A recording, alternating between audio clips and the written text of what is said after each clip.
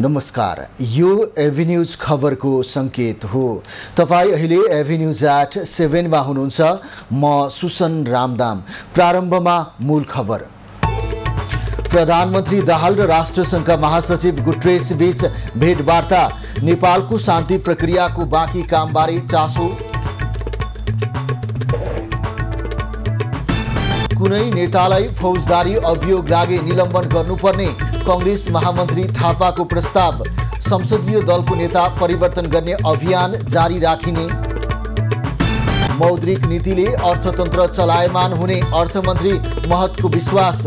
आफ्ना सुझाव नसमेटिएको भन्दै निजी क्षेत्र असन्तुष्ट। ललिता निवास जग्गा प्रकरणमा थप 2 जना पक्राउ।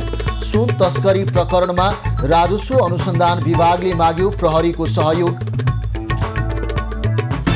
स्वास्थ्य मन्त्रालयद्वारा देशभरका औषधि पसलहरूको अनुगमन। औषधि व्यवस्था विभागमा दर्ता नभएका औषधिहरू पनि बिक्रीमा राखेको पाइयो भन्ने पनि गुनासो आएको छ। अब खबरको सिलसिला प्रारम्भ गरौं। प्रधानमन्त्री र राष्ट्रसङ्घका महासचिव बीच भेटवार्ता सम्बन्धी प्रसङ्गबाट। इटली भ्रमणमा रहेका प्रधानमन्त्री पुष्पकमल दाहालले आज संयुक्त राष्ट्रसङ्घका महासचिव एन्टोनियो गुटरेससँग भेट गरेका छन्।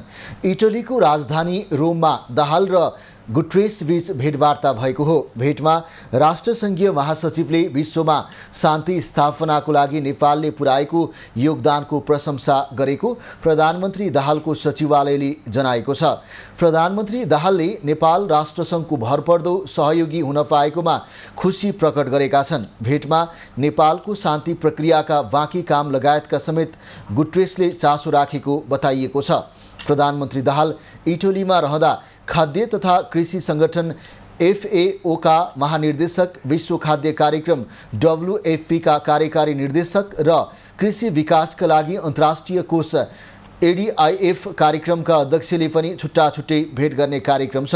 उनी संयुक्त राष्ट्रसङ्घ, इटली सरकार र संयुक्त राष्ट्रसङ्घको रोममा रहेको खाद्य तथा कृषि सङ्गठनले आयोजना गर्ने खाद्य प्रणाली सम्बन्धी कार्यक्रममा सहभागी हुन शनिबार त्यसतर्फ गएका हुन्। प्रधानमन्त्री पुष्पकमल दाहालले खाद्य तथा कृषि सङ्गठनको मुख्यालय इटलीको रोममा आयोजित United Nations food system 2023 stocktaking मोमेन्टलाई आज सम्बोधन गरेका छन्। सो क्रममा उनले नेपालमा लागू गरिएको विद्यालय खाजा कार्यक्रम विद्यार्थीको स्वास्थ्य र समग्र शैक्षिक सुधारमा निकै प्रभावकारी भएको बताए। कार्यक्रमबाट हरेक दिन 33 लाख विद्यार्थी लाभान्वित भइरहेको प्रधानमन्त्री दाहालले जानकारी दिए। कार्यक्रमको परिणामस्वरूप विद्यार्थी भर्नामा वृद्धि, नियमित उपस्थिति र शैक्षिक सुधार जस्ता फाइदा देखा परेको उनको भनाइ थियो। प्रधानमन्त्री दाहालले सन् 2021 को खाद्य सम्मेलनपछि नेपालले स्थानीय स्तरसम्मको खाद्य प्रणालीका बारेमा छलफल चलाएको र सन् 2022 देखि 2030 सम्मको लागि खाद्य प्रणाली रूपान्तरण रणनीतिक योजना बनाएको जानकारी दिए। प्रधानमन्त्री दाहालले अति कम विकसित मुलुकको अध्यक्षको हैसियतमा सोमबार सम्मेलनमा सम्बोधन गरेका हुन्। कांग्रेस महामन्त्री नेपाली कांग्रेसका महामन्त्री गगन थापाले पार्टीका कुनै नेतालाई फौजदारी अभियोग लागे निलम्बन गर्नुपर्ने भन्दै लिखित प्रस्ताव दर्ज गराएका छन्। सानेपामा सोमबार बसेको केन्द्रीय समिति बैठकमा महामन्त्री थापाले सुशासन सम्बन्धी 13 पृष्ठ लामो लिखित प्रस्ताव राखेका हुन्। कुनै पनि व्यक्तिमाथि फौजदारी अभियोग लाग्छ भने पार्टीसँग अलग राख्नुपर्छ, त्यस्तो अवस्था हुन्न भने निलम्बन गर्नुपर्छ, थापाको प्रस्तावमा उल्लेख छ। नेपाली कांग्रेसका महामन्त्री थापाले 2082 सालभित्रै पार्टीको 15औं महाधिवेशन गर्न प्रस्ताव समेत गरेका छन्। बैठकमा महामन्त्री थापाले संसदीय दलको नेता बदल्नको लागि आफू लागिरहेको पनि बताएका छन्। उनले संसदीय दलको नेता परिवर्तन गर्ने अभियानबाट पछि नहट्ने पनि स्पष्ट पारेका छन्। बैठकमा अर्का महामन्त्री विश्वप्रकाश शर्माले राजनीतिको रूपान्तरणका लागि बहिर्गमन नीति एक्जिट पोलिसीको आवश्यकता रहेको बताएका छन्।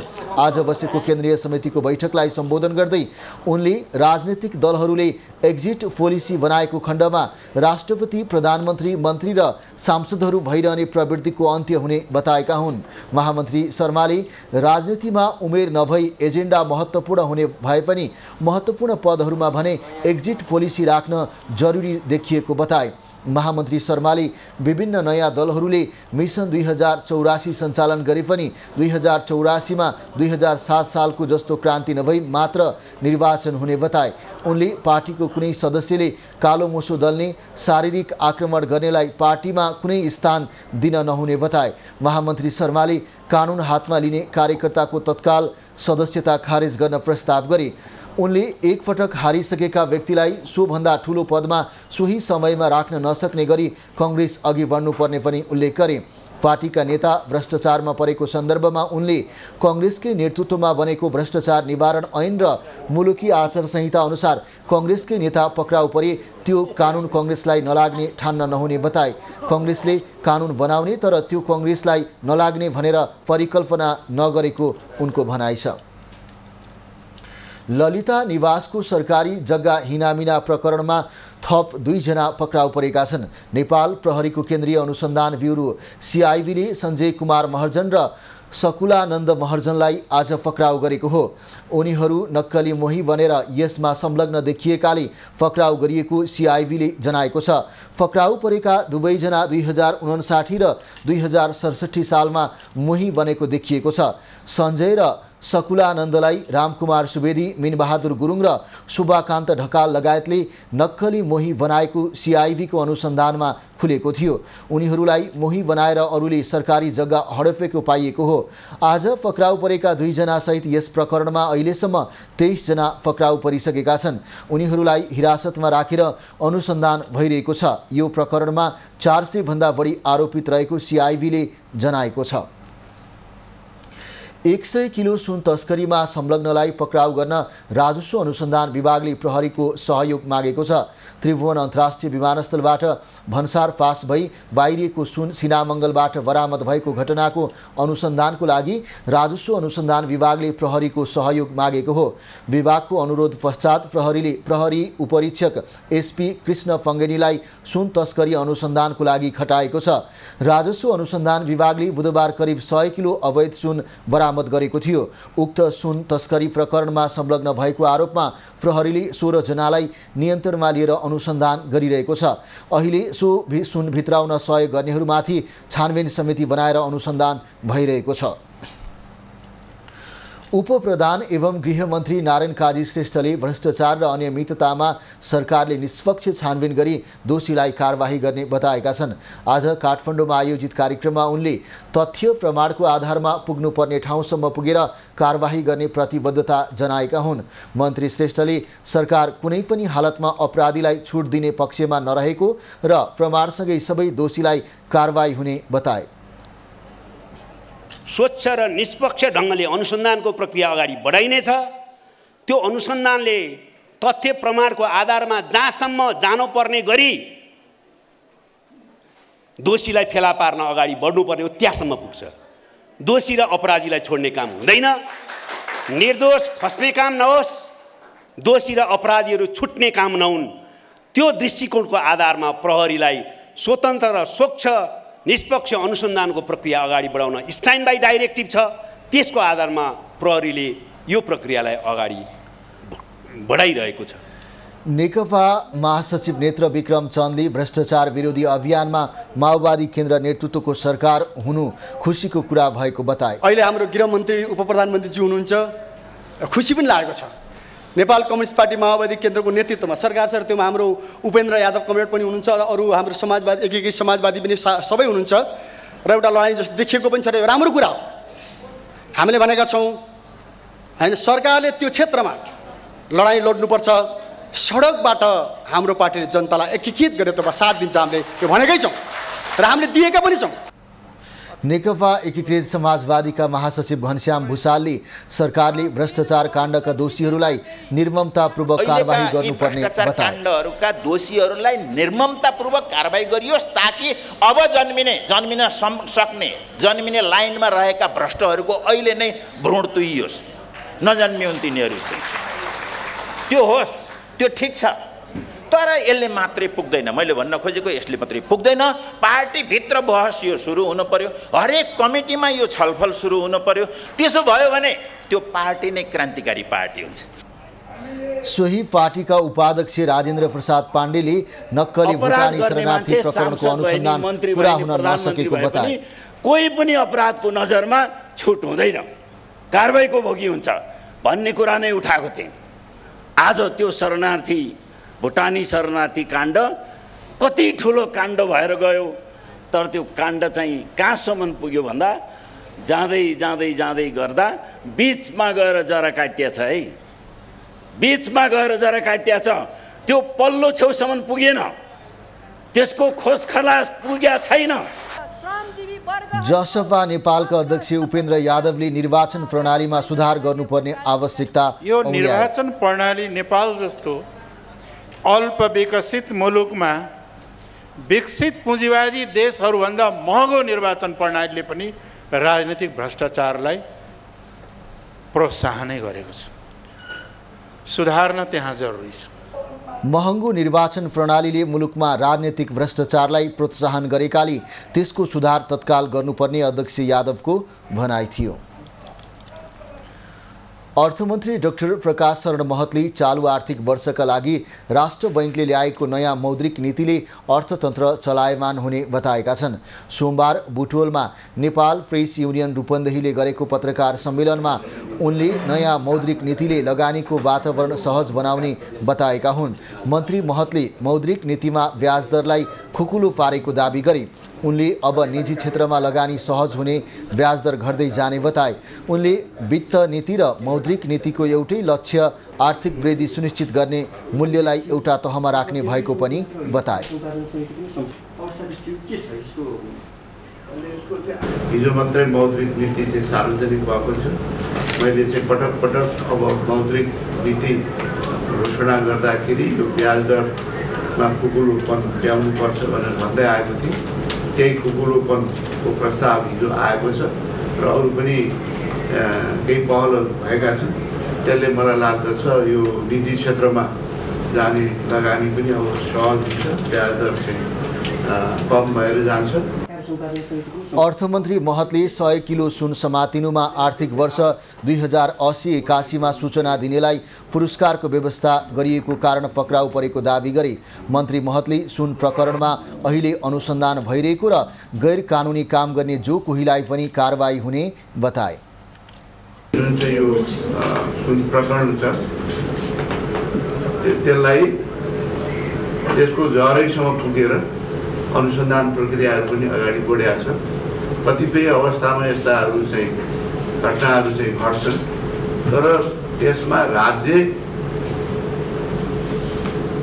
यो सुशासन सुनिश्चित गर्न यस्ता किसिमका चाहिँ दुरुपयोग, अनियमितता र गैर कानुनी क्रियाकलापलाई अन्त्य गर्न पुरै कटिबद्ध छ र त्यही रूपमा हामी चाहिँ काम गरिरहेका छौँ।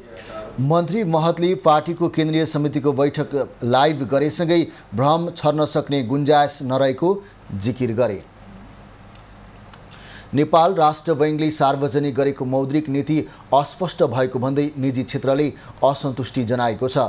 मौद्रिक नीतिले उच्च तहका व्यक्तिहरूलाई मात्र सम्बोधन गरेको, तर अर्थतन्त्र उकास्ने र निजी क्षेत्रको समस्या सम्बोधन गर्ने गरी नआएको सरकारवालाको भनाइ छ। नेपाल राष्ट्र बैंकले आइतबार सार्वजनिक गरेको मौद्रिक नीतिमाथि व्यवसायीहरूले असन्तुष्टि जनाएका छन्। मौद्रिक नीति स्पष्ट रूपमा नआएको निजी क्षेत्रका व्यवसायीको भनाइ छ। नेपाल राष्ट्र बैंकले 6% आर्थिक वृद्धि दरको सरकारी लक्ष्यलाई भेटाउन सहयोग पुग्ने गरी मौद्रिक नीति ल्याएको दाबी गरे पनि सरकारवालाहरूले मौद्रिक नीतिले शिथिल भएको अर्थतन्त्रलाई चलायमान बनाउन नसक्ने बताएका हुन्। आर्थिक स्थायित्व प्रवर्धन गर्ने, वित्तीय स्रोतको उत्पादनशील उपयोग अभिवृद्धि गर्ने उद्देश्यले मौद्रिक नीति ल्याएको केन्द्रीय बैंकले जनाए पनि व्यवसायीहरूले मौद्रिक नीतिले सो पाटो नसमेटिएको बताएका छन्। मौद्रिक नीति सार्वजनिक हुनु अगावै निजी क्षेत्रले सल्लाह सुझाव दिए पनि सुनवाई नभएको गुनासो समेत व्यवसायीको छ। चेम्बर अफ कमर्स, एफएनसिसिआई र सिएनआई हामी तीनटै छात्र सङ्गठन सँगै बसेर गभर्नरज्यूलाई हामीले सुझाव पनि पेश गरेका थियौँ। उहाँले ग्रहण पनि गर्नुभएको थियो। त्यो अनुसार जुन मुलुकको हितको लागि अर्थतन्त्र स्थायी र चलायमानको लागि हामीले केही होला कि भनेर आश गरेको सोचे अनुसार भएन। हामीले चाहिँ डरमा घेर्ने भने दायरा बढाउन लाग्नु पर्यो मुलुकको अर्थतन्त्र चलायमान बनाउनको लागि।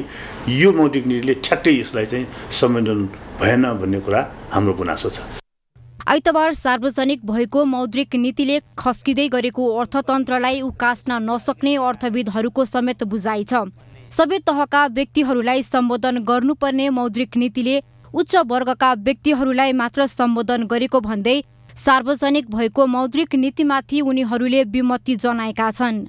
जुन मान्छे धरातलमा जुन वास्तविक साधारण जनताहरू थियो, वास्तविक किसानहरू थियो, वास्तविक सानो सानो पुँजीहरूले व्यापार गर्ने जुन इन्फर्मल सेक्टरको व्यापारीहरू हुनुहुन्थ्यो, उहाँहरूको लागि मोनेटरी पोलिसीले छोको जस्तो लाग्दैन मलाई चाहिँ। वर्तमान अर्थव्यवस्थालाई चाहिँ मौद्रिक नीतिले जुन अर्थव्यवस्था अथवा वर्तमान जुन परिस्थिति छ नि, इकोनोमिक रिसेसनको फेज छ नि, यसलाई उकास्ने गरी वास्तवमा मौद्रिक नीति आएको जस्तो मलाई लाग्दैन। चालु आर्थिक वर्ष 2080-81 का लागि नेपाल राष्ट्र बैंकले सार्वजनिक गरेको मौद्रिक नीतिमा शेयर बजार र घर जग्गा कारोबार सम्बन्धी नीतिलाई निरन्तरता दिएको छ। ठूला ऋणीहरूको सुपरिवेक्षणलाई प्रभावकारी बनाउन छुट्टै मार्गदर्शन जारी हुने क्रममा रहेको राष्ट्र बैंकले जनाएको छ।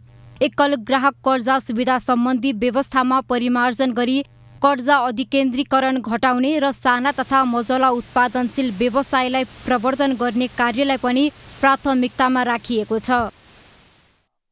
स्वास्थ्य तथा जनसङ्ख्या मन्त्रालयले आजदेखि देशभरका औषधि फसलहरूको अनुगमन सुरु गरेको छ। औषधि फसलहरू मापदण्ड विपरीत चलेको गुनासो आएपछि स्वास्थ्य मन्त्रालयले अनुगमन गरेको हो। 20 वटा समूह बनाएर स्वास्थ्य मन्त्रालयले काठमाडौँ, भक्तपुर र ललितपुरको औषधि फसलहरूको अनुगमन गरेको हो। अनुगमनका क्रममा केही औषधि फसलहरू मापदण्ड विपरीत सञ्चालन भएको पाइएको छ। आज हामी चाहिँ विशेष गरेर फार्मेसीहरूको अनुगमनको सन्दर्भमा क्षेत्रपाटी एरियातिर गएका थियौँ, जहाँ विशेष गरेर चाहिँ थोक विक्रेताहरूको चाहिँ धेरै चाहिँ औषधि पसलहरू पाइन्छ। विशेष गरी हामी गएकोमा चाहिँ केही औषधि पसलहरूमा चाहिँ फार्मेसीमा कस्मेटिक वस्तु, नन मेडिकेटेड कस्मेटिक वस्तुहरू चाहिँ बेच्न राखेको पनि पाइयो। त्यो चाहिँ हामीले त्यसको लागि पनि उहाँले हटाउन लगायौँ हामीले, र सम्बन्धित मेडिकेटेड औषधिहरू मात्रै बिक्रीको लागि चाहिँ हामीले सिफारिस गरेका छौँ। अनुगमनमा औषधि व्यवस्था विभागमा दर्ता नभएका औषधिहरू पनि औषधि फसलहरूले बिक्रीका लागि राखेको भेटिएको हो। स्वास्थ्य मन्त्री मोहन बहादुर बस्नेतले औषधि बिक्री क्षेत्रमा विकृति आएको गुनासो प्राप्त भएपछि अनुगमन गरिएको जानकारी दिए। जति उत्पादन भएका छन् यो देशमा त्योभन्दा झन्नै तेब्बर चाहिँ यहाँ फार्मेसीहरू सञ्चालन भएका छन् र कतिपय फार्मेसीहरू स्वीकृति पनि छैनन् भन्ने पनि गुनासो आएको छ। यो क्षेत्रमा यो व्यथितिहरू छन् भन्ने व्यापक गुनासो आएको हुनाले र यो गुनासो यदि सत्य हो र छ भने त स्वास्थ्य क्षेत्रमा चाहिँ धेरै लापरवाही हो। त्यसलाई नियन्त्रण गर्नका लागि आज हामीले निरीक्षणको काम चाहिँ सुरु गर्न खोजेका हौँ। मन्त्री बस्नेतले फार्मासिस्ट भन्दा फार्मेसीहरू झण्डै तीव्र रूपमा सञ्चालन भएका कारण पनि औषधि क्षेत्रमा समस्या रहेको बताए। उनले फार्मेसी नभएर लाइसेन्स प्राप्त फार्मासिस्टको प्रमाणपत्र झुन्डाइएको अवस्था देखिएको उल्लेख गरे। भौतिक पूर्वाधार तथा यातायात मन्त्री प्रकाश ज्वालाले आयोजनाहरू ठेक्कामा दिने र ठेक्का लगाएर निर्माणको काम ढिला हुने अवस्थामा सरकारले अब छुट नदिने बताएका छन्। मन्त्री ज्वालाले सरकारले असारे प्रवृत्ति रोक्ने र निर्माण भुक्तानीको कामलाई कार्यतालिका बनाएर अघि बढ्ने योजना रहेको बताए।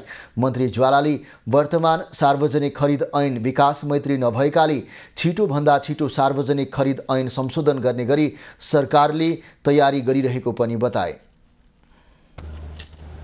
अन्तर्राष्ट्रिय सभामा पनि छलफल भइरहेको छ। हामी चाहिँ सार्वजनिक खरिद ऐन लगायतका मैले त अब हाम्रो मन्त्रालयबाट अगाडि बढाउनु पर्ने सडक ऐन, यातायात व्यवस्था, सवारी सम्बन्धी ऐनहरू हामीले संशोधनको प्रक्रिया अगाडि बढाइसकेका छौँ।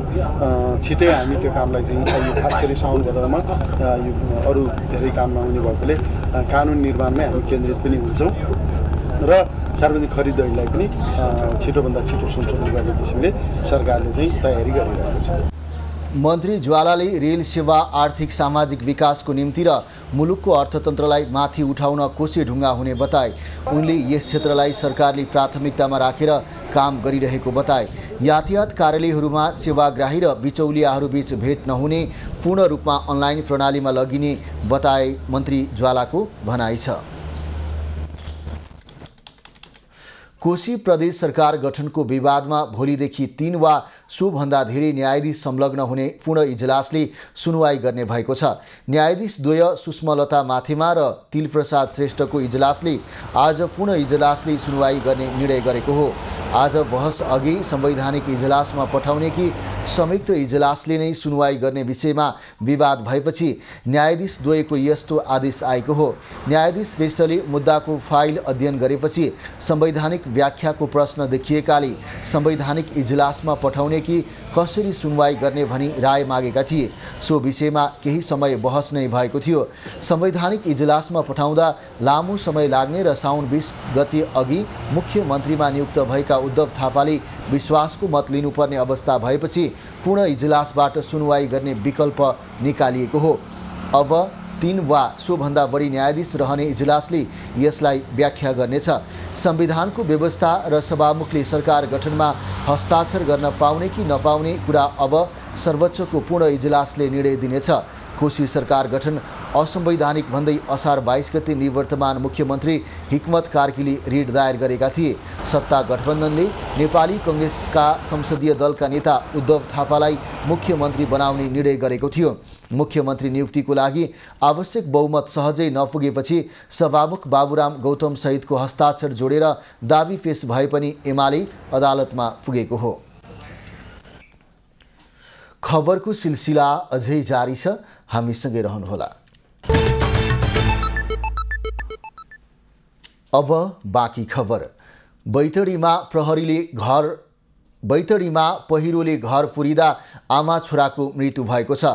पुर्चौडी नगरपालिका वडा नम्बर 2 को भैरव टोलमा पहिरोमा घर फुरिदा आमा छोराको मृत्यु भएको हो। गए राति घर माथिबाट खसेको पहिरोले घर फुरिदा अन्दाजी 25 वर्षीय अन्जु जागरी र उनका छोरा 5 वर्षीय रिजन जागरीको मृत्यु भएको प्रहरीले जनाएको छ। मृतक अन्जुका श्रीमान रोजगारीको सिलसिलामा भारतमा छन्।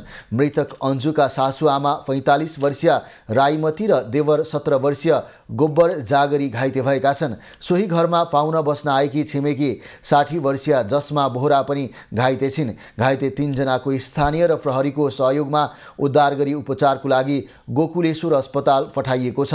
स्थानीयका अनुसार घरमा पूर्ण क्षति पुगेको छ। करिब 1 दर्जन चौपाया समेत मरेका छन्। रेडियो ब्रोडकास्टर्स फोरम आरबीएफले सरकारी स्तरबाट नै सङ्गीत रोयल्टी सङ्कलन कार्यको लागि व्यवस्थित प्रणालीको विकास गर्न माग गरेको छ। आज काठमाडौँमा पत्रकार सम्मेलन गर्दै फोरमले सङ्गीत रोयल्टी सङ्कलन समाजले वितरण प्रणाली पारदर्शी र व्यवस्थित नगरेको गुनासो गरेको हो। अध्यक्ष किशोरजङ थापाले रोयल्टी पारदर्शी र सर्वस्वीकार्य बनाउन गरिएका प्रयासलाई नराम्रो नियतले गलत प्रचार गरिएको गुनासो समेत गरे। स्रष्टा सर्जकको सम्मान र न्यायका खातिर जुनसुकै कारखानामा पनि हामी नेपालका स्वतन्त्र रेडियोले आफ्नो भूमिका निर्वाह गर्दै आइरहेका छौँ। सङ्गीत रोयल्टीलाई व्यवस्थित, पारदर्शी र सर्वस्वीकार्य बनाउनका लागि गरिएका सकारात्मक प्रयासलाई कुनियतवश गलत प्रचार गरी केही अभिनेता, केही सर्जकबाट सामाजिक सञ्जालका माध्यमबाट आम स्रष्टाहरू माझ भ्रम सिर्जना गर्ने कार्य भइरहेको प्रति हाम्रो गम्भीर ध्यानाकर्षण भएको छ। फोरमले सङ्गीतकार सुरेश अधिकारीले एफएम रेडियोका सञ्चालकहरू, रेडियो आबद्ध छाता सङ्गठन र नेतृत्वलाई तल्लो स्तरको गाली गलौज तथा एफएम रेडियोलाई लक्षित गर्दै प्रसारण गृहमा आक्रमण गर्ने सम्मको अभिव्यक्ति दिएको भन्दै आपत्ति समेत जनाएको छ। परीक्षा पास गरेको लामो समयसम्म पनि कोरिया लैजाने प्रक्रिया अघि नबढाएको भन्दै युवाहरूले आज काठमाडौँमा प्रदर्शन गरेका छन्। कोरियामा काम गरेर फर्केका युवाहरूले तत्काल प्रक्रिया अघि बढाउन माग गर्दै माइतीघर मण्डलामा प्रदर्शन गरेका हुन्। वैदेशिक रोजगार विभाग अन्तर्गतको EPS शाखाले चाहिने भन्दा बढी सङ्ख्यामा परीक्षा लिएर गडबडी गरेको युवाहरूको आरोप छ। युवाहरू एकदमै प्रताडित, पीडित र डिप्रेसनसम्म हुन सक्ने जस्तो भइसकेका छन्। यसले भोलि आज त यति ग्रुप भयो, भोलि जान्छ योभन्दा धेरै ठुलो विकराल रूप लिन सक्छ भनेर यो सिस्टमलाई नै चेन्ज गर्नुहोस्। यो तालले हुन्न भनेर हामी CBT को जाँच क्यान्सल गर्नुहोस् अहिलेलाई र यसको सिस्टममा एकदमै कुरा गरी फर्स्ट कम फर्स्ट पहिला पास भएकोलाई पहिला लाने तरिकाबाट यो सिस्टममा लैजानुहोस् भन्ने माग गर्दै हामीले यहाँ आज आन्दोलन गरेका हौँ। अहिलेसम्मको मेहनत र समय खेर गएको र समयमा जान नपाउँदा मानसिक रोगी हुनु परेको गुनासो प्रदर्शनमा सहभागी युवाहरूको भनाइ छ। विभेदकारी EPS सिस्टम खारेज गर्नुपर्ने पनि युवाहरूको माग छ। यसैबीच दक्षिण कोरियाले रोजगार अनुमति प्रणाली EPS को भाषा परीक्षा रोकिए नेपालीले अवसर गुमाउने चेतावनी दिएको छ। कोरियाबाट फर्केर परीक्षामा उत्तीर्ण भएका रिटर्नीहरूले आफूहरूलाई छनौट नगरे भाषा परीक्षा हुन नदिने धम्की दिएपछि कोरिया सरकारले यस्तो चेतावनी दिएको हो। रोजगार अनुमति प्रणाली 16वटै मुलुकका लागि समान र पारदर्शी रूपमा लागू भइरहेको र नेपालका लागि विशेष व्यवस्था हुन नसक्ने उसको भनाइ छ। EPS लागू भए यता सबैभन्दा बढी गत आर्थिक वर्षमा 21,870 नेपाली कोरिया गएका छन्। हुलाकी राजमार्ग निर्माणमा ढिलासुस्ती भएको भन्दै आज सप्तरीमा प्रदर्शन भएको छ। सप्तरीका बासिन्दाले आज राजविराज स्थित रूपनी सडकमा प्रदर्शन गरेका हुन्। स्थानीय युवा र व्यापारीहरूले सडकमा टायर बालेर प्रदर्शन गर्नुका साथै सडक निर्माण छिटो अघि बढाउन ध्यान आकर्षण गराएका हुन्। चारपल्ट ठेकेदारले भेटिसकेका छु। आज हुन्छ, भोलि हुन्छ, पर्सि हुन्छ। कहिले भन्छ पैसा छैन, कहिले भन्छ सर्भिस छैन, कहिले भन्छ 2 महिना पछि गर्छु। त्यो पछि मैले 3 पल्ट 4 पल्ट नगरपालिकामा गएर मेयर साहबलाई पनि भनेको छु। त्यो पल्ट मैले 2 पल्ट शहरी विकासमा गएर पनि भनेको छु कि ठेकेदारले कानुनको दायरामा ल्याउनुहोस्। राजविराजको मुख्य सहर हो, तपाईँलाई एकदम राजविराजको हट हो। थोरै काम बाँकी छ, तर यो काम र सिध्याउन उनीहरूले चाहेको छैन। के छ मन छ त्यो कुरामा भन्न सक्दिनँ। राजविराज नगरपालिका र हुलाकी राजमार्ग निर्माण आयोजनाको लापरवाहीले विगत 1.5 वर्षदेखि सडक अलपत्र अवस्थामा रहेको स्थानीयको यो नगरपालिकाले कुनै पहलै गरेको छैन। हाम्रो पुरै गर्दाहरू भइरहेछ, एक्सिडेन्ट भइरहेछ यहाँ थुप्रै। के गर्नु, राति आएर काम गर्दिन्छ, के कामै गर्दैन, यहाँ गर्दा दिइदिन्छ, के पहलै गर्दैन। के गर्नु, हामी बाध्य त्यही भएर गर्नुपर्छ नै। हामीलाई 1.5 वर्षदेखि यस्तै भइरहेछ। राजविराज नगरपालिका क्षेत्रको मुख्य सडक नबन्दा हुलाकी सडक खण्डमा दैनिक जस्तो दुर्घटना हुँदै आएका छन्। नेपाल क्यान्सर केयर फाउन्डेसनलाई सोमबार म्यामोग्राफी मेसिन हस्तान्तरण गरिएको छ।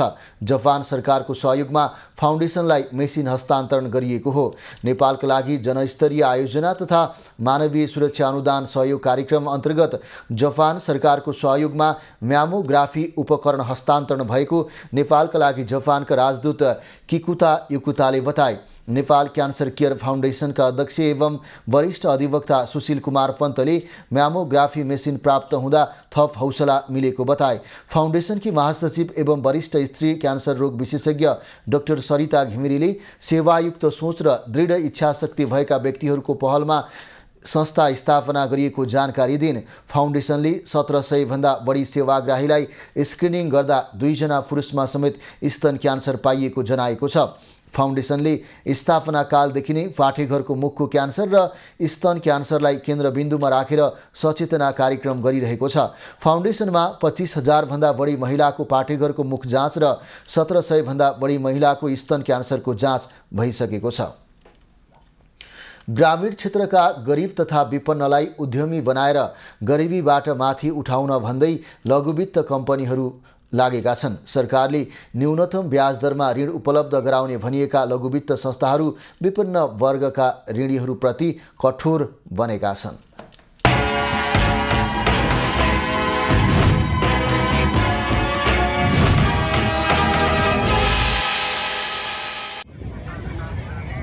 लघुवित्त संस्थाहरूले कर्जा असुलीमा ज्यादती गरेको भन्दै देशभरका लघुवित्तका पीडितहरू आन्दोलनमा केन्द्रित भएका छन्।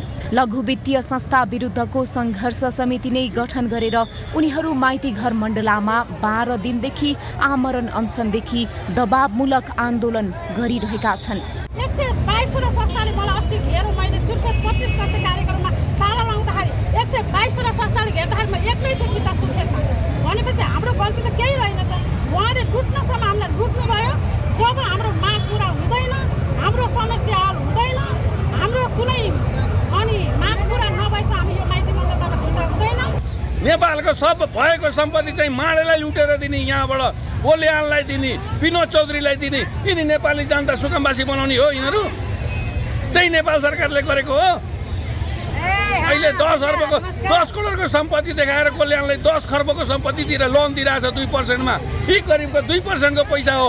गरिबसँग चाहिँ 22% बनेर चाहिँ तपाईँको 40%सम्म ल्याएछ। यो सरकारको न्याय हो। सरकारी नीतिकै कारण लघुवित्तबाट पीडित हुनु परेको उनीहरूको भनाइ छ। गरिब जनताको ढाड सेक्ने नीतिका कारण आफूहरू समस्यामा परेको भन्दै दिनदिनै ऋणीहरूको मानसिक स्वास्थ्यमै असर परिरहेको लघुवित्त पीडित सङ्घर्ष समितिले जनाएको छ। फागुनको 30 गते पनि हामीले त्यो माइतीघर मण्डल हामीले ढाकेको हो, बसेकै हो। त्यतिखेर हाम्रो पीडित महिला दिदीबहिनीको सुनवाई गरेन। अझै पनि हामी सुनवाई नगरेको खण्डमा अझै पनि हामीले के भन्यो भने अझै पनि हामी शान्तिपूर्वक ढङ्गले हामी महिला दिदीबहिनीहरू आन्दोलन अगाडि बढाउँ। के गर्दो रहेछ सरकारले, हाम्रो माग पुरा गर्दै गर्दैन। लघुवित्त क्षेत्रमा अहिले देखिएको समस्या भनेको सुदखोर, साहु महाजन, मिटर ब्याजीदेखि सहकारीसम्मले जेलिएको समस्या भएको हुँदा सरकारले तत्काल लघुवित्त पीडितलाई न्याय दिनुपर्ने पीडितहरूको माग छ। लघुवित्त संस्थाहरूले उत्पादनमूलक र व्यावसायिक परियोजनामा लगानी गर्न नसक्दा समस्या भएको देखिएको छ। सरकारले अहिले भइरहेको आन्दोलनलाई बेवास्ता गरे आफूहरूले सिंहदरबार घेर्ने र राष्ट्र ब्याङ्क घेर्ने चेतावनी दिएका छन्।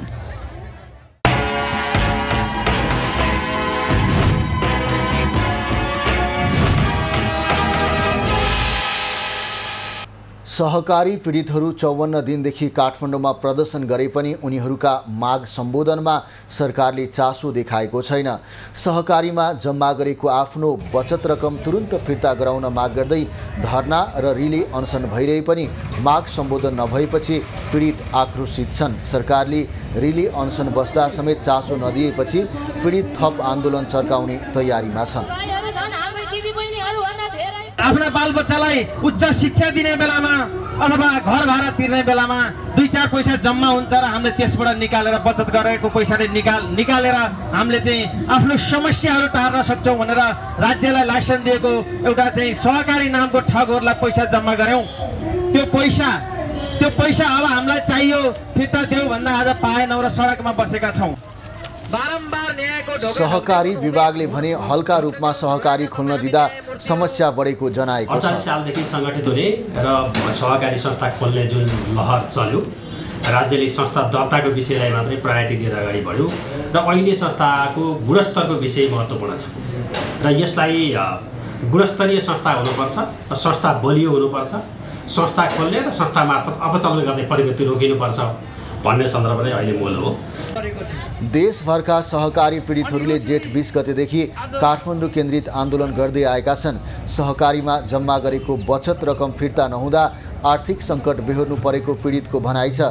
देशभरका 73 लाख सहकारी पीडितहरूको करिब 65 अर्ब रकम अपचलन गरेको प्रारम्भिक अध्ययनमा देखिएको छ।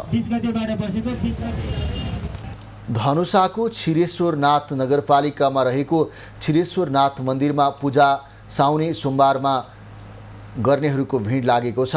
त्रेताकालीन सो शिवलिङ्गको स्थापना राजा जनक स्वयंले गरेको मिथिला महात्म्यमा उल्लेख गरिएको छ।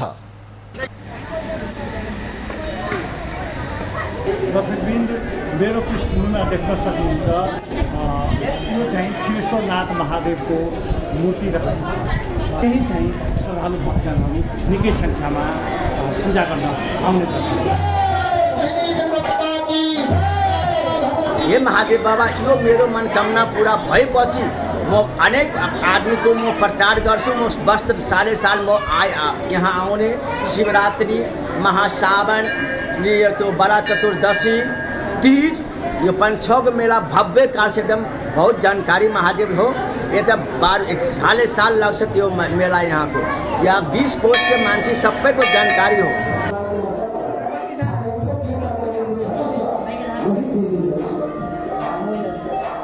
में बहुत आदमी पूजा करे अबै छै, बहुत फलित होइ है। स्थापित महादेव छै, जमीन से उत्पन्न भेलैया। और दूर दूर के आदमी सब आबत रहे पूजा करे। सब बहुत महादेव जानकारी छै, फलित होइ है एकदम से। कहाँ कहाँ के दूर से आदमी अबै है, फलित हो जाए। पूजा प्रसिद्ध सब चीज होइ छै। प्रत्येक सोमबार चाहिँ यसै गरी भिड लाग्ने गरिएको छ र यसकारण चाहिँ ठाउँ ठाउँबाट पूजा गर्न चाहिँ स्थानीयवासी बाहिरका व्यक्तिहरू जनकपुर आउने गर्छन्। मिथिलामा शिव पूजाको विशेष महत्त्व रहेको छ। एभिन्यूज खबरका लागि सुजित कुमार झा, जनकपुर धाम। नेपाल धार्मिक पर्यटनको लागि पनि प्रख्यात छ। अर्घाखाँचीको ऐतिहासिक तथा धार्मिक पर्यटकीय स्थल अर्घा भगवती मन्दिरमा एसियाकै सबैभन्दा ठुलो भगवती देवीको मूर्ति प्रतिस्थापन गरिएको छ। यसले गर्दा धार्मिक तथा पर्यटकीय गन्तव्यको रूपमा विकास हुन थालेको छ। सन्धि खर्क नगरपालिका वडा नम्बर 9 मा अवस्थित अर्घा दरबार अर्थात् अर्घा भगवती मन्दिरमा 21 फिटको मूर्ति राखिएको छ। लुम्बिनीमा आएका पर्यटकहरू तथा अर्घाखाँचीकै धार्मिक पर्यटकीय स्थल सुपा देउरालीमा आएका पर्यटकहरूलाई सदरमुकाम सन्धि खर्क हुँदै अर्घामा लैजान एसियाकै सबैभन्दा ठुलो भगवती देवीको मूर्ति स्थापना गरिएको सन्धि खर्क नगरपालिकाले जनाएको छ। हामीले विश्व सम्पदाको सूचीमा अर्घाखाँचीभित्र अर्घा भगवती मातालाई हामीले विश्वमा चिनारी दिने उद्देश्यले सन्धि खर्क नगरपालिका, संघीय सरकार, प्रदेश सरकारको संयुक्त लगानीबाट यी कार्यक्रम सुरु गरेका छौँ। सन्धि खर्क नगरपालिकाका पूर्व नगर प्रमुख कमल प्रसाद भुसालले मूर्ति स्थापना गर्न पहल गरेका थिए। जिल्लाको सदरमुकाम रहेको सन्धि खर्क नगरपालिकामा आर्थिक कारोबार तथा व्यावसायिक कारोबारमा मन्दी आउन थालेपछि नगरपालिकाले धार्मिक पर्यटकहरूलाई भित्र्याउनका लागि एसियाकै सबैभन्दा ठुलो मूर्ति स्थापना गरेपछि केही आशा पलाएको व्यवसायीहरूको भनाइ छ। यो हाम्रो सुपा देउरालीदेखि भक्तजनहरू त्यहाँ प्रशस्त मात्रामा आउनुहुन्छ। उहाँ आएको हाम्रो दर्शनार्थीहरूलाई सन्धि खर्क सिद्धेश्वर हुँदै हामी अर्घा भगवतीसम्म ल्याउने कोसिस गर्यौं। अर्थात् हाम्रो सन्धि खर्क नगरपालिकाले केही पहल गर्यो भने यो ठाउँको अझै विकास र स्तर उन्नति हुने देख्दछु म। सन्धि खर्क नगरपालिकाको झण्डै 2 करोड लागतमा मूर्ति राख्ने काम सम्पन्न भएको छ। वरिपरि सबैतिर मन्दिर तथा दरबारलाई चिटिक्क पार्ने काम भइरहेको छ। ललितपुरका दक्ष मूर्तिकारहरूले मूर्ति निर्माण गरेका थिए। दैनिक रूपमा वैदिक विधिपूर्वक पूजा आज हुने यस मन्दिरमा बडा दशैं र चैते दशैंमा विशेष पूजा आजा हुन्छ। कोजाग्रत पूर्णिमा, कृष्ण जन्माष्टमी र रामनवमीमा विशेष मेला लाग्ने स्थानीय विष्णु भुसालको भनाइ छ। दशैँभरि अवधिभर चाहिँ यहाँ बलि दिने चलन छ, नवरात्र बस्ने चलन छ। राजाका सन्तानहरू अझै पनि आएर दशैँ अवधिभर यहाँ बसेर नवरात्र बस्छन्। पर्यटकहरूलाई अर्घा दरबारमा लैजाने उद्देश्यले स्थापना गरिएको यस मूर्तिले धार्मिक पर्यटकलाई आकर्षित गरिरहेको छ। आजभोलि मूर्ति हेर्न र दर्शन गर्न जानेको संख्यामा पनि वृद्धि भएको छ। सन्धि खर्कमा रहेको व्यापार र अर्घाखाँचीका समग्र धार्मिक तथा पर्यटक स्थललाई विकास गर्ने र त्यहाँ पर्यटकहरूलाई ल्याउने उद्देश्यका साथ यो मूर्ति स्थापना गरिएको हो।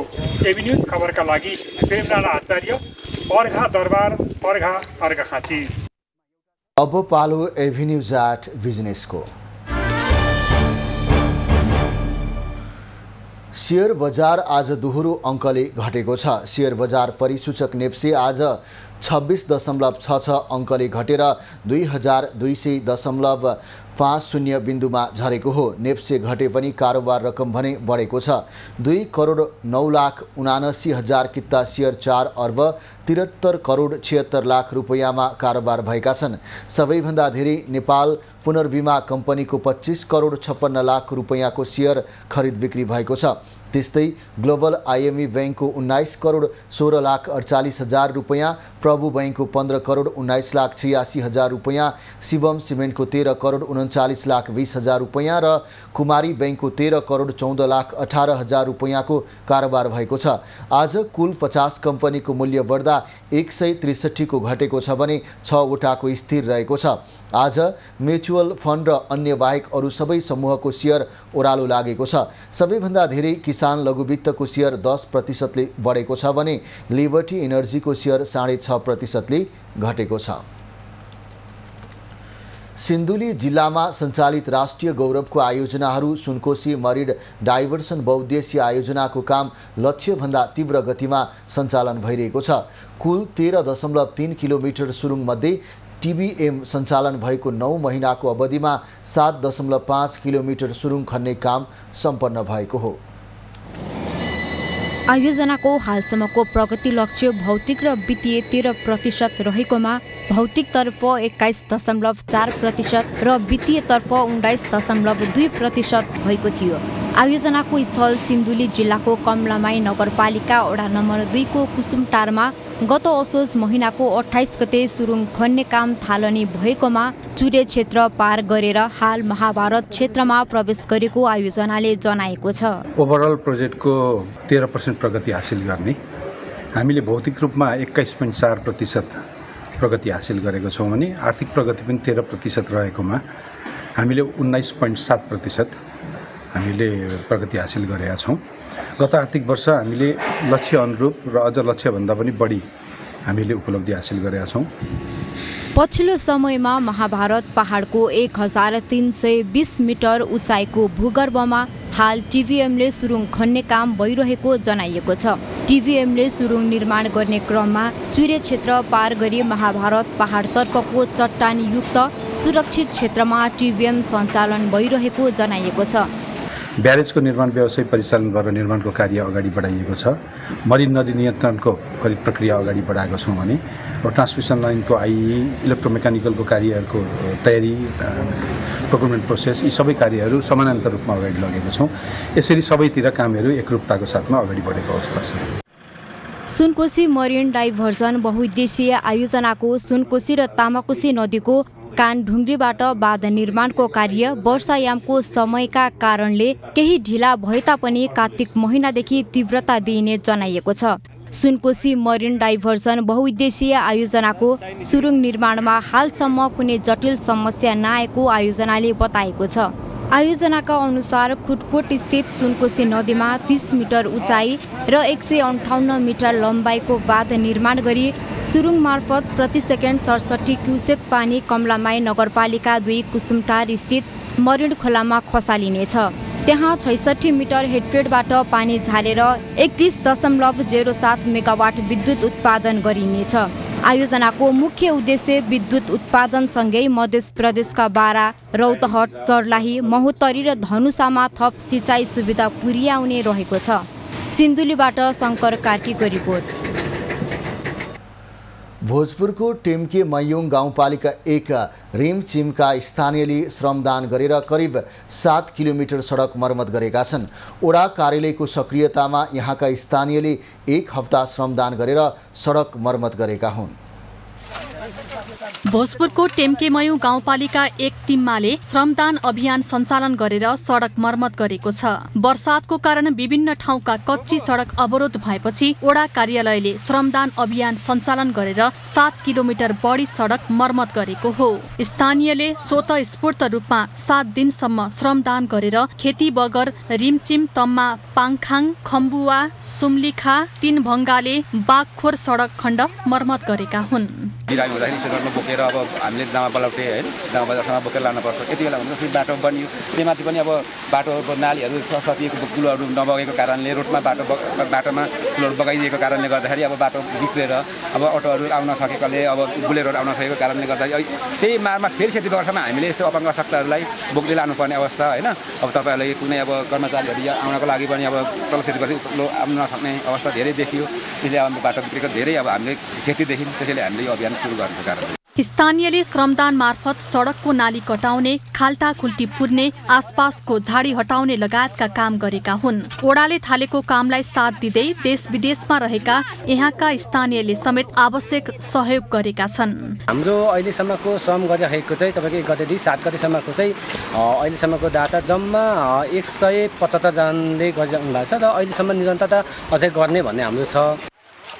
वर्षातको कारण ओडाभित्रका विभिन्न ठाउँका सडकमा क्षति पुगेकाले सहज आवाजावतको लागि स्थानीय संघको सहकार्यमा मर्मत गरिएको ओडा कार्यालयको भनाइ छ। अति नै यो विकटको ठाउँमा यसो बिरामीहरू लान, यसो खाद्यान्नहरू ल्याउनको लागि असहज भइरहेको अवस्थामा यहाँका जनताहरूको उत्साहित र यस रिमचिमका हाम्रो वडा सदस्यज्यूहरूको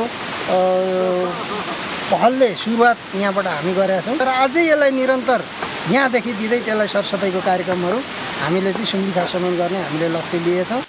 रिमचिम क्षेत्रमा स्थानीय युवाहरूको सक्रियतामा भएको श्रमदान अभियान मार्फत 5 लाख बढीको काम भएको जनाइएको छ। धेरै ठाउँमा सडक बिग्रेको कारण ओडामा आएको बजेटले सडक मर्मत गर्न असम्भव भएपछि श्रमदान मार्फत काम गरिएको स्थानीयको भनाइ छ। रिमचिमका स्थानीयले श्रमदान मार्फत गरेको यो काम प्रशंसयोग्य देखिएको छ। भोजपुरबाट युवराज विष्टको रिपोर्ट। अब पालो कृषि खबरको। बाँदरका कारण वर्षेनी खेतीमा नोक्सानी खेप्दै आएका किसानको बाली बिमाप्रति भने आकर्षण देखिएको छैन। वर्षा, हिमपात, असिना, हावाहुरी तथा जङ्गली जनावरले बालीमा क्षति भएको खण्डमा बिमा गरेपछि सो बापतको रकम उपलब्ध हुने भए पनि किसानले यसमा खासै चासो नदेखाएका हुन्। बाँदरका कारण किसानको बालीमा वर्षेनी नोक्सानी भइरहन्छ, तर नोक्सानीको भरण पोषणको लागि आवश्यक रहेको बाली बिमातर्फ भने किसान आकर्षित नभएको कृषि तथा पशुपन्छी विकास मन्त्रालयले जनाएको छ। कृषि ज्ञान केन्द्रले बाली बिमा गर्नको लागि किसानलाई प्रिमियम रकम समेत प्रदान गर्ने भए पनि किसानसम्म यसको प्रचार भएको छैन। बाँदरलाई जङ्गली जनावरको क्षतिको रूपमा बिमा दावी गर्न सकिने जनाउँदै बाली बिमा गर्न किसानलाई प्रोत्साहन स्वरूपको कार्यक्रम कार्यान्वयन भए पनि उनीहरू आकर्षित नभएका हुन्। भुक्तानी प्रक्रिया झन्झटिलो भएका कारण किसानले बिमा गर्नेतर्फ आकर्षित नभएको किसानका सङ्घ संस्थाको भनाइ छ। खबरको सिलसिला अझै जारी छ, हामीसँगै रहनुहोला। अब पालो खास खबरको।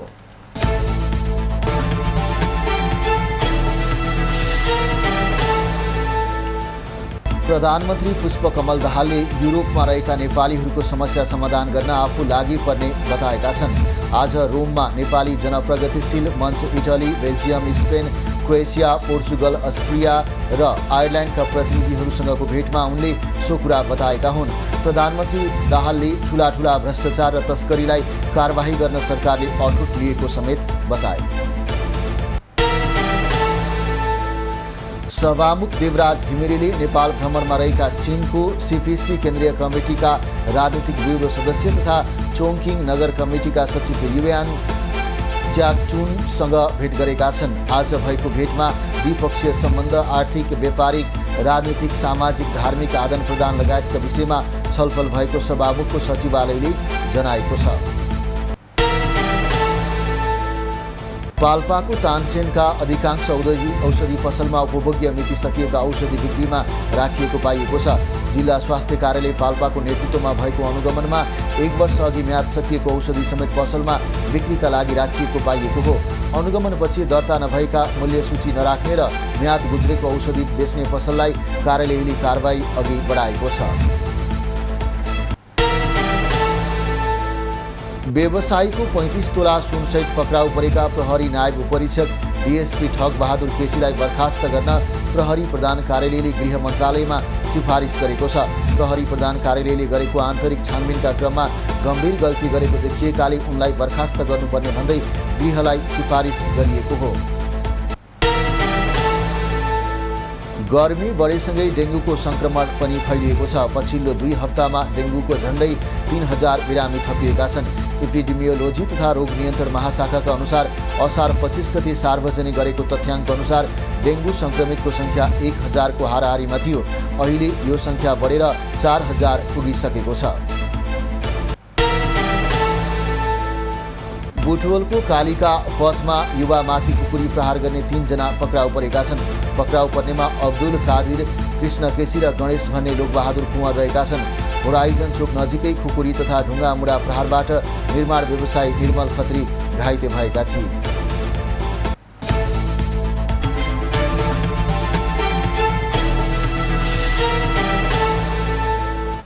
अब पालो एभिन्यूज एट मौसमको।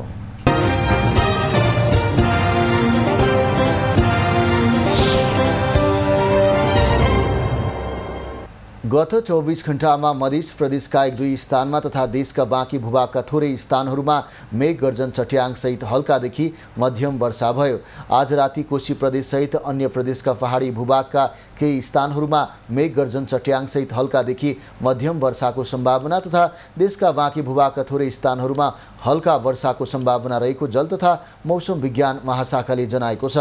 आज काठमाडौँ उपत्यकाको अधिकतम तापक्रम 30 डिग्री सेल्सियस र न्यूनतम तापक्रम 20 डिग्री मापन गरिएको छ। आज देशभरको मौसम कस्तो रह्यो त हेरौँ विभिन्न स्थानको मौसमी अवस्था।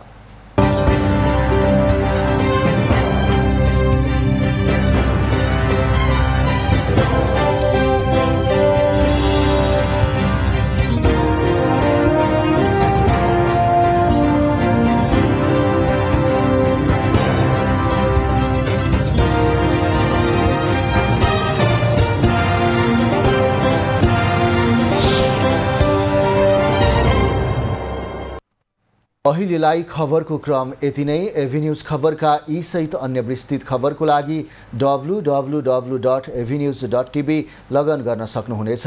युट्युब, फेसबुक र ट्विटरमा पनि हामीलाई फलो गर्न सकिनेछ। खबरभित्रको खबरको लागि हेर्दै रहनुहोला एभिन्यूज खबर। नमस्कार।